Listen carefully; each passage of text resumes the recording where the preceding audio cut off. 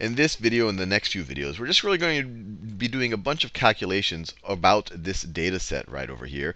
And hopefully, just going through those calculations will give you an intuitive sense of what the analysis of variance is all about. Now, the first thing I want to do in this video is calculate the total sum of squares. So I'll call that SST.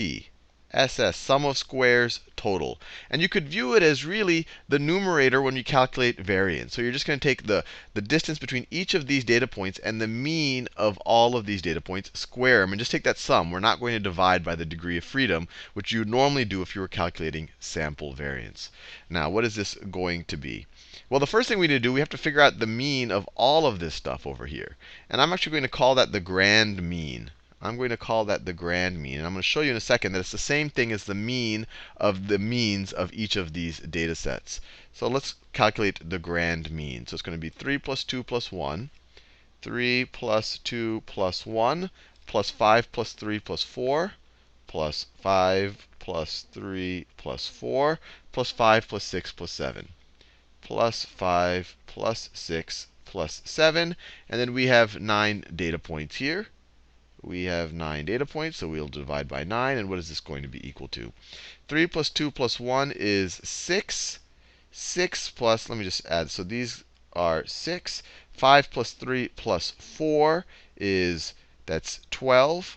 That's 12. And then 5 plus 6 plus 7 is 18. 18. And then 6 plus 12 is 18, plus another 18 is 36. Divided by 9 is equal to 4. And let me show you that that's the exact same thing as the mean of the means. So the mean of this group 1 over here, let me do it in that same green. The mean of group 1 over here is 3 plus 2 plus 1, that's 6 right over here, divided by 3 data points, so that will be equal to 2. The mean of group 2, the sum here is 12. We saw that right over here. 5 plus 3 plus 4 is 12.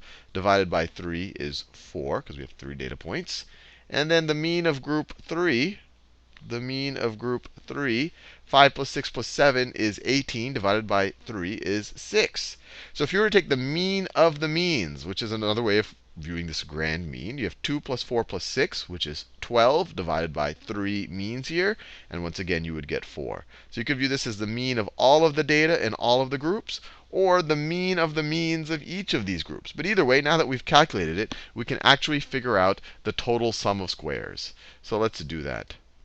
So it's going to be equal to, so 3 minus 4. The 4 is this 4 right over here, squared, plus 2 minus 4 squared, plus 1 minus 4 squared. Now I'll do these guys over here in purple, plus 5 minus 4 squared, plus 3 minus 4 squared, plus 4 minus 4 squared. Let me scroll over a little bit. Plus 4 minus 4 squared. Now we only have 3 left. Plus 5 minus 4 squared, plus 6 minus 4 squared, plus 7 minus 4 squared. And what does this give us? So up here, this first, so this is going to be equal to 3 minus 4. Difference is 1. You square it. You're going to get, it's actually negative 1, but you square it, you get 1. Plus, you get the negative 2 squared is 4. Plus negative 3 squared. Negative 3 squared is 9. And then we have here in the magenta, 5 minus 4 is 1. Squared is still 1. 3 minus 4 squared is 1. You square it again, you still get 1. And then 4 minus 4 is just 0. So we can, well, I mean, I'll just write the 0 there just to show you that we actually calculated that. And then we have these last 3 data points. 5 minus 4 squared, that's 1. 6 minus 4 squared, that is 4, right? That's 2 squared. And then plus 7 minus 4 is 3 squared is 9. So what's this going to be equal to? So I have 1 plus 4 plus 9. 1 plus 4 plus 9 right over here. That's 5 plus 9. This right over here is 14, right? 5 plus, yep, 14. And then we also have another 14 right over here, because we have a 1 plus 4 plus 9. So that right over there is also 14. And then we have 2 over here. So it's going to be 28. 14 times 2. 14 plus 14 is 28, plus 2 is 30. Is equal is equal to 30. So our total sum of squares. And actually, if we wanted the variance here, we would divide this by the degrees of freedom. And we've learned multiple times the degrees of freedom here. So let's say that we have, so we know that we have m groups over here. So let me just write it as m. And I'm not going to prove things rigorously here, but I want to show you where some of these strange formulas that show up in statistics books actually come from, without proving it rigorously, more to give you the intuition. So we have m groups here, and each group here has n. Each group here has n members. So how many total members do we have here? Well, we had m times n, or 9, right? 3 times 3 total members. So our degrees of freedom, and remember, you have this many, however many data points you had, -1 degrees of freedom. Because if you knew the mean of means, if you assume you knew that, then only 9 minus 1, only 8 of these are going to give you new information. Because if you know that, you could calculate the last one, or you really doesn't have to be the last one. If you have the other 8, you could calculate this one. You can if you have 8 of them, you can always calculate the 9th one using the mean of means. So one way to think about it is that there's only 8 independent measurements here. Or if we want to talk in terms of if we want to talk generally, there are m times n.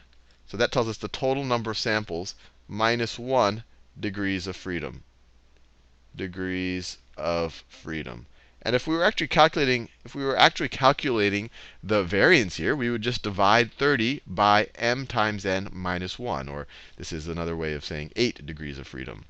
For this exact example, we would take 30 divided by 8, and we would actually have the variance for this entire group, for the group of 9 when you combine them. I'll leave you here in this video. In the next video, we're going to try to figure out how much of this total variance, how much of this total sum of the total squared sum, total variation, comes from the variation within each of these groups versus the variation between the groups. And I think you get a sense of where this whole analysis of variance is coming from. It's the sense that, look, there's a variance of this entire sample of 9, but some of that variance, if these groups are different in some way, might come from the variation from being in different groups versus the variation from being within a group. And we're going to calculate those two things, and we're going to see that they're going to add up to the total squared sum variation.